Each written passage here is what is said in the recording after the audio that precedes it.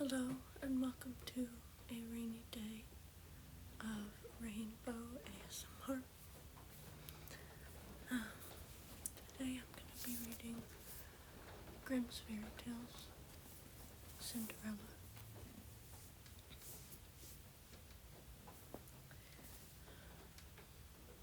I hope you enjoy this. It's been nice and rainy outside.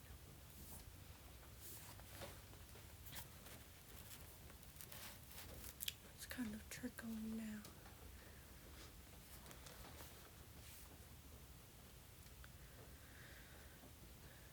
Cinderella. Once upon a time, the wife of a certain rich man fell very ill, and as she felt her end drawing nigh, she called her only daughter to her bedside and said, "My dear child, be pious and good, and then the good God will always protect you, and I will look down upon you from heaven and think of you." Soon afterwards she closed her eyes and died. Every day the maiden went to her mother's grave and wept over it, and she continued to be good and pious. But when the winter came, the snow made a white covering over the grave, and in the springtime, when the sun had withdrawn this covering, the father took to himself another wife. This wife brought home with her 2 daughters who were beautiful and fair in the face, but treacherous and wicked at heart. Then an unfortunate era began in the poor stepchild's life. "Shall the stupid goose sit in the parlor with us?" said the 2 daughters. "They who would eat bread must earn it out with the kitchen maid." So they took off her fine clothes and put upon her an old gray cloak, and gave her wooden shoes for her feet. "See how the once proud princess is decked out now," said they, and they led her mockingly into the kitchen. When she was obliged to work hard from morning to night, and to go out early to fetch water, to make the fire, and cook and scour. The sisters treated her besides with every possible insult, derided her, and shook the peas and beans into the ashes so that she had to pick them out again. At night, when she was tired, she had no bed to lie on, but was forced to sit in the ashes on the hearth, and because she looked dirty through this, they named her Cinderella. One day it happened that the father wanted to go to the fair, so he asked his 2 daughters what he should bring them. "Some beautiful dresses," said one. "Pearls and precious stones," replied the others.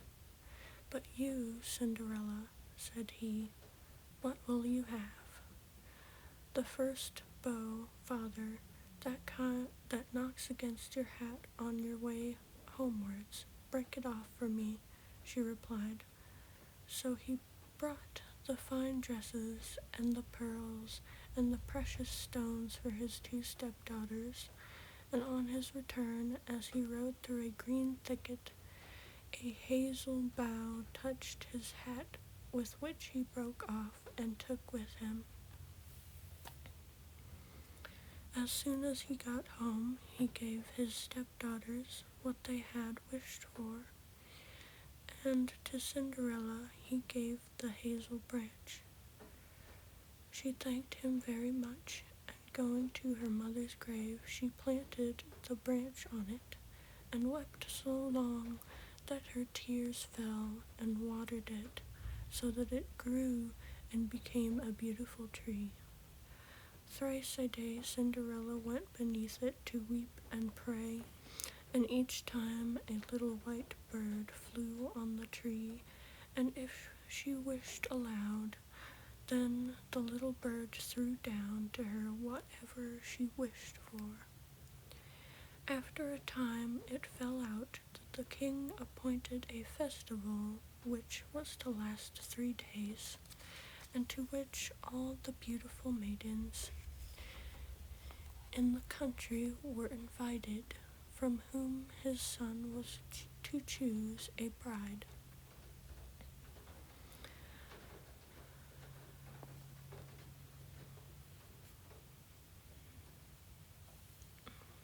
Where was I?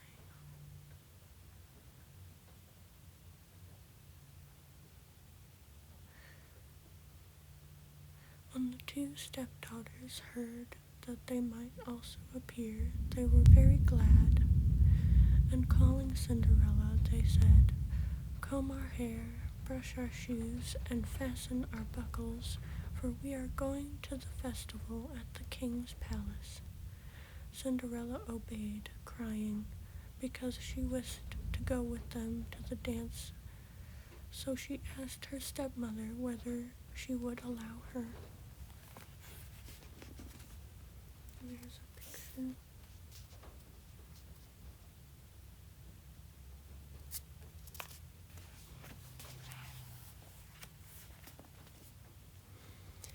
"You, Cinderella," said she, "you are covered with dust and dirt.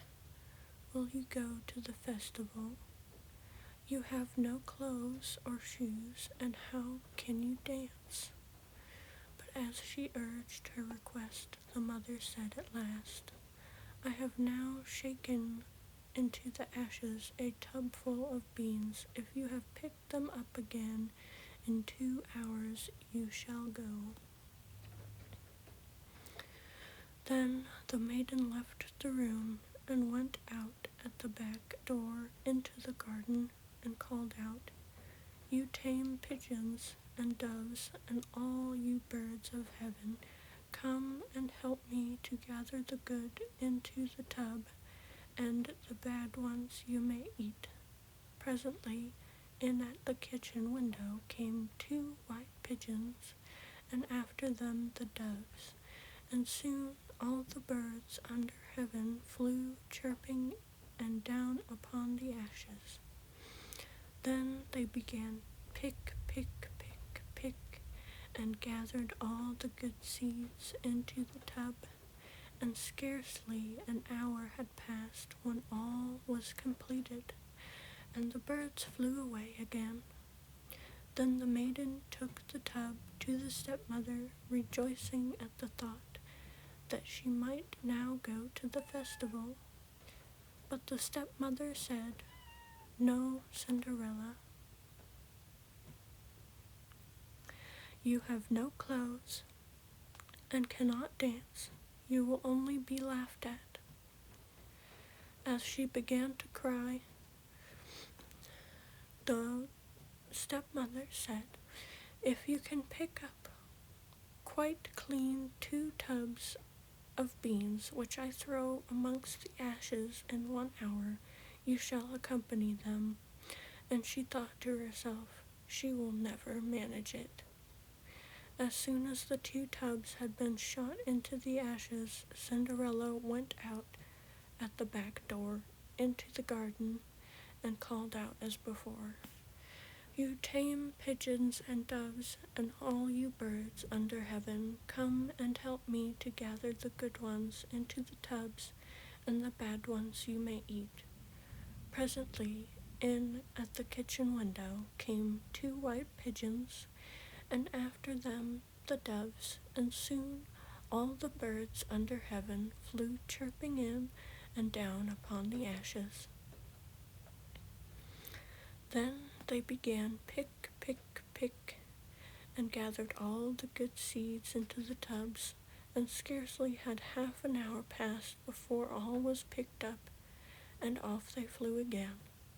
The maiden now took the tubs to the stepmother, rejoicing at the thought that she could go to the festival, but the mother said, "It does not help you a bit. you cannot go with us, for you have no clothes and cannot dance. We should be ashamed of you." Thereupon she turned her back upon the maiden and hastened away with her 2 proud daughters. As there are no one at home, Cinderella went to her mother's grave under the hazel tree and said, "Rustle and shake yourself, dear tree, and silver and gold throw down to me." Then the bird threw down a dress of gold and silver, and silken slippers ornamented with silver. These Cinderella put on in great haste, and then she went to the ball. Her sisters and stepmother did not know her at all, and took her for some foreign princess, as she looked so beautiful in her golden dress. For of Cinderella they thought not but that she was sitting at home picking the beans out of the ashes. Presently the prince came up to her, and taking her by the hand, led her to the dance. He would not dance with anyone else, and even would not let go her hand, so that when anyone else asked her to dance, he said, "She is my partner." They danced till evening, when she wished to go home, but the prince said, "I will go with you and see you safe," for he wanted to see to whom the maiden belonged. She flew away from him, however, and sprang into the pigeon house. She flew away from him, however, and sprang into the pigeon house. So the prince waited until the father came, whom he told that the strange maiden had run into the pigeon house. Then the stepmother thought, could it be Cinderella? And they brought an axe wherewith the prince might cut open the door, but no one was found within. And when they came into the house, there lay Cinderella in her dirty clothes among the ashes, and an oil lamp was burning in the chimney, for she had jumped quickly out on the other side of the pigeon house, and had run into the hazel tree, where she had taken off her fine clothes and laid them on the grave. And the bird had taken them again, and afterwards she had put on her little gray cloak, and seated herself among the ashes in the kitchen.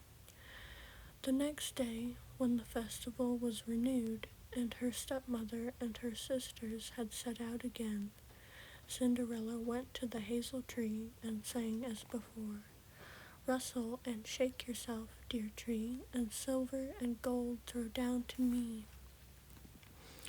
Then the bird threw down a much more splendid dress than the former, and when the maiden appeared at the ball, everyone was astonished at her beauty. The prince, however, who had waited till she came, took her hand, and would dance with no one else. And if others came and asked, he replied as before, "She is my partner." As soon as evening came, she wished to depart, and Prince followed her, wanting to see into whose house she went. But she sprang away from him and ran into the garden behind the house. Therein stood a fine large tree, on which hung the most beautiful pears, and the boughs rustled as though a squirrel was among them. But the prince could not see whence the noise proceeded. He waited, however, till the father came and told him, "The strange maiden was escaped from me, and I think she has climbed up into this tree." The father thought to himself, "Can it be Cinderella?" And taking an axe, he chopped down the tree, but there was no one on it. When they went into the kitchen, there lay Cinderella among the ashes as before, for she had sprung down on the other side of the tree, And having taken her beautiful clothes again to the bird upon the hazel tree, she had put on once more her old gray cloak. The third day, when her stepmother and her sisters had set out, Cinderella went again to her mother's grave and said, "Rustle and shake yourself, dear tree, and silver and gold throw down to me." Then the bird threw down to her a dress which was more splendid and glittering than she had ever had before, and the slippers were all golden. When she arrived at the ball, they knew not what to say for wonderment, and the prince danced with her alone, as at first, and replied to everyone who asked her hand, "She is my partner." As soon as everything came, she wished to go, and as the prince followed her, she ran away so quickly that he could not overtake her. But he had contrived a stratagem, and spread the whole way with pitch, so that it happened as the maiden ran that her left slipper came off. The prince took it up and saw that it was small and graceful and quite golden. So the following morning he went with it to the father and said, "My bride shall be no other than she whose foot this golden slipper fits." The two sisters were glad of this, for they had beautiful feet, and the elder went with it to her chamber to try it on. While her mother stood by, she could not, however, get her great toe into it, and the shoe was much too small. But the mother, reaching a knife, said, "Cut off your toe, for if you are queen, you need not go any longer on foot." The maiden cut it off and squeezed her foot into the shoe, and concealing the pain she felt, went down to the prince. Then he placed her as his bride upon his horse and rode off. And as they passed by the grave, there sat two little doves upon the hazel tree, singing, "Backwards peep, backwards peep, there's blood upon the shoe. The shoe's too small, and she behind is not the bride for you." Then the prince looked behind and saw the blood flowing, so he turned his horse back and took the false bride home again, saying she was not the right one.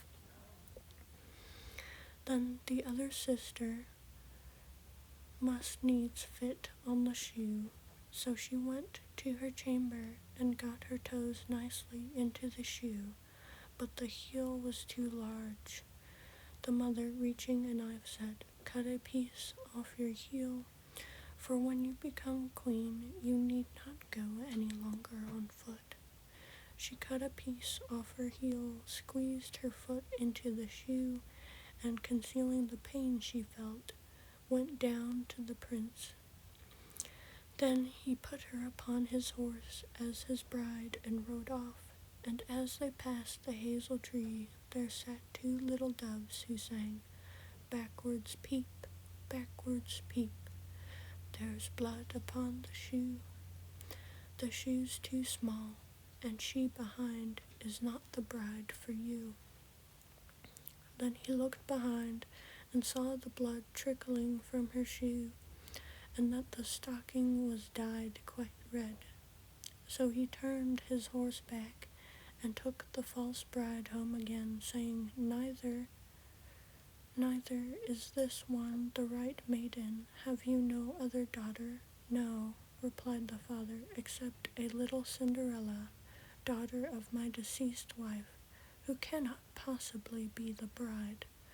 The prince asked that she might be fetched, but the stepmother said, "Oh, no, she is much too dirty. I dare not let her be seen." But the prince would have his way, so Cinderella was called, and she, first washing her hands and face, went in and curtsied to the prince, who gave her the golden shoe. Cinderella sat down on a stool, and taking off her heavy wooden shoes, put on the slipper which fitted her to a shade, and as she stood up, the prince looked in her face, and recognizing the beautiful maiden with whom he had danced, exclaimed, "This is my rightful bride." The stepmother and the two sisters were amazed and white with rage, but the prince took Cinderella upon his horse and rode away. And as they came up to the hazel tree, the two little white doves sang, "Backwards peep, there's no blood on the shoe. It fits so nice, and she behind is the true bride for you." And as they finished, they flew down and lighted upon Cinderella's shoulders, and there they remained, and the wedding was celebrated with great festivities, and the two sisters were smitten with blindness as a punishment for their wickedness.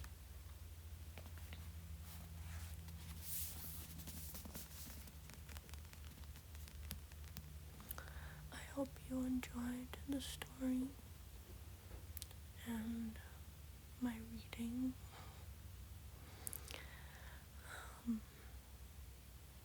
I hope you have a good evening, good day, whatever it may be. I wish you good sleep.